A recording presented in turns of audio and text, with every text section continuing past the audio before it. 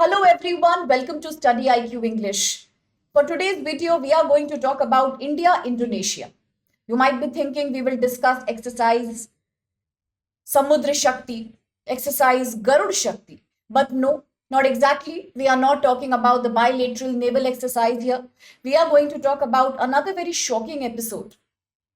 As there was a fear of radioactive leakage in Indonesia, India chose to act immediately. In a heroic act of supporting its neighbor, it was India who sent medicine, who sent immediately consignment that helped Indonesia combat this new crisis of radioactive waste contamination. So it all came into light as many marine products from Indonesia were found to be poisoned, were found to be contaminated by radioactive material, specifically shrimp. And all this was discovered in American markets during investigation. And therefore, all these products were abandoned, they were discarded, fresh investigation was done, causing a lot of panic in Indonesia. So, what exactly happened and what kind of a radioactive contamination was that? So, India, once again, just like we always have the neighbor first policy, chose to quickly, immediately act and provide the Prussian blue capsules to Indonesia. Why were they provided? Because of an emergency regarding the leakage of Cesium-137, a radioactive isotope of cesium, an extremely reactive material, a byproduct, one of the products that is found, that is created upon uranium fission, that is uranium 235. Its fission creates one of these materials called Cesium 137, a very, very poisonous material, and it was found to be contaminating Indonesian food export products. So imagine the kind of panic that must have happened. This episode once again highlighted as India was so quick to support its member, one of the first responders in humanitarian crisis, and that's what India has been doing. So the capsules that are known as the Prussian blue capsules were sent because they are used to reduce radioactive contamination. They have the ability to reduce radioactive absorption in the human body, and therefore the risk of contamination, the risk of acquiring disease, DNA damage comes down. Because otherwise, if the medicine is not given on time, then Cesium 137 exposure can lead to severe health crisis, including mortality. So, what exactly is the Cesium 137 contamination that happened in Indonesia? So, Indonesian authorities discovered that there are traces of Cesium 137. That is a radioactive isotope. It was found in some spices and some seafood. The contamination was first detected by US Food and Drug Administration.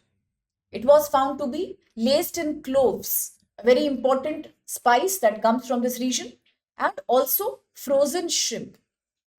Once discovered, the product was recalled from the market.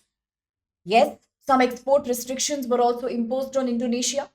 Investigations showed that several facilities near Jakarta had this kind of a contamination. It was also found in a farm that was producing and processing clove at Sumatra Island. And these newses further increased inspections, further increased panic. People were asked to relocate out of that area. The movement of the people here was also restricted as officials were trying to decontaminate the site. What could have been the risk in the case people wouldn't get the medicine on time? In case they continued to experience contamination by cesium 137?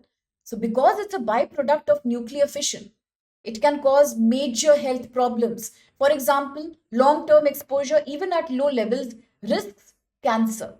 In the worst case, bone marrow dysfunction. At the same time, this isotope can enter human body either by eating contaminated food, by drinking water that is poisoned by this material. So when India sent the Prussian blue capsules, they were used by people. Ultimately, that Prussian blue ingredient helps in controlling the cesium 137 by binding it in the intestines. And hence, it is easier now to excrete that from the body. It will not be absorbed. And that's why India responded very quickly and sent these capsules. Talking about the Prussian blue capsules, such vibrant color material, it is used medically in many kinds of disorders, particularly disorders regarding cancers, bone marrow dysfunctions. In this case, also, it is a medically approved medication whenever radioactive contamination takes place, particularly if it's caused by cesium 137 or thallium 201. How does it work? As we discussed, it traps, it binds the cesium isotopes in the gut itself, in the intestine itself, so that it's much easier to remove it from the body and then it will not get absorbed in the bloodstream. That's the purpose behind it. The capsules are therefore very, very important to be used during nuclear emergencies. Whenever there is an accident involving radioactive leakage, it will definitely enable people to get protection from these long term health hazard if they are administered on time, right from the time of exposure. Now, when you talk about various antidotes, various medications that can be used in case of radioactive exposure emergency, there are many other names that come into picture. You might have heard about potassium iodide. That's also a very commonly used medication in case of radioactive leakage. If you remember long back, as the Chernobyl disaster had happened in Russia, that time the government had responded by utilizing potassium iodide.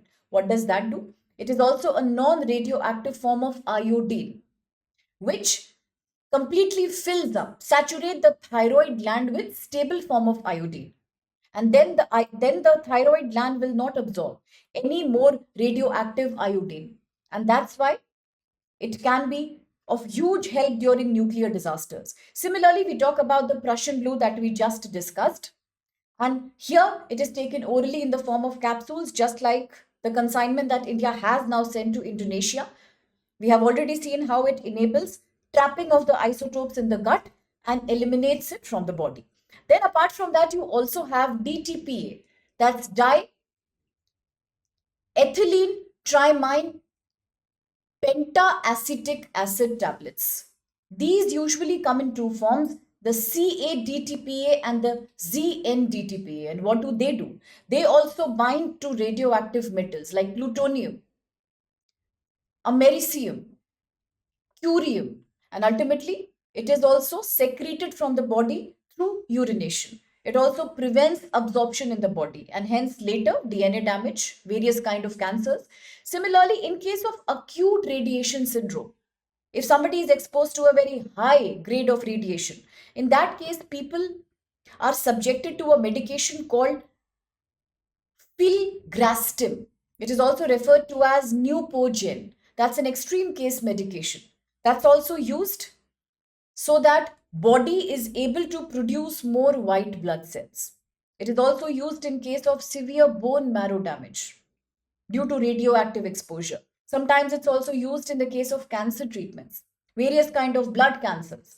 So these are certain set of medications that usually are very popular in case of radioactive leakage, nuclear disasters. Now, when we relate this to the UPSC exam, definitely we need to remember about the cesium 137 contamination that happened in Indonesia. We need to understand how India responded by sending the Prussian blue tablets. But then it also somewhere relates to India's own Nuclear Liabilities Amendment Bill. How does it prevent any kind of legal complexity in case of nuclear disasters? That is also something we need to understand for the exam because it relates to the topic. And now quickly let's analyze the question with reference to the Prussian blue capsules that were recently in the news when India responded with humanitarian help to Indonesia. Look at the following statements. 1.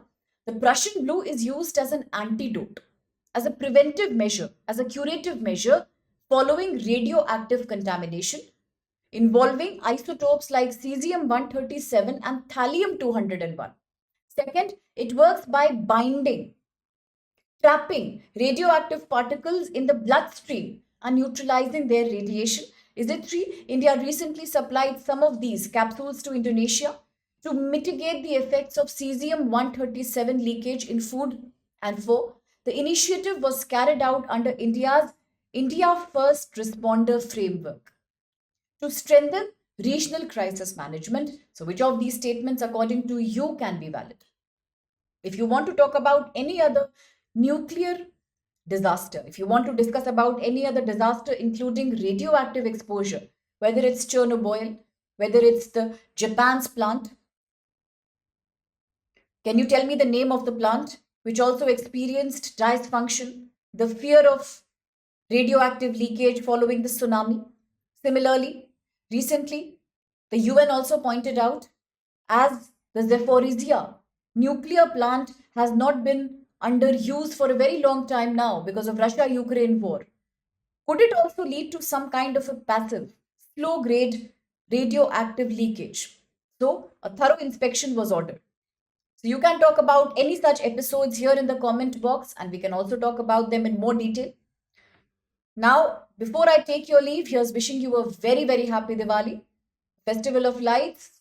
I do hope it brings lots of light and happiness to your life. And here at Study IQ, we also have a Diwali gift for you. And this is in the form of a price as low as 7499.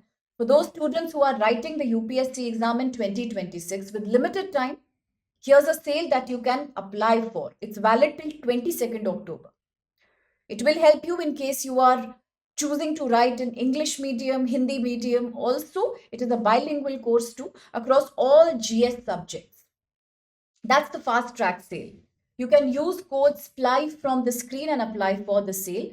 But if you are writing the exam in 27 or even 28, we have similar low price offers. For example, 18999 only for 2027 batch, and for 2028 it is beginning at 32999. A price, and in return, what are you getting? All GS courses, CSAT, answer writing, essay writing, current affairs, daily news, you name it. Plus, if you enroll for this sale, heavy discount extra on optionals also. So, in case you're interested, please do use the code SPLIVE. And in case you want to know more about it, you want to have more clarity, that's also welcome. Just fill up a description box form. It's right here in the description box, a small form. If you fill that easy small form up, we will reach out to you. And then we also, you can have a great discussion, detailed discussion about exactly what's the sale all about. Okay, so wishing you a happy Diwali once again. Thank you so much.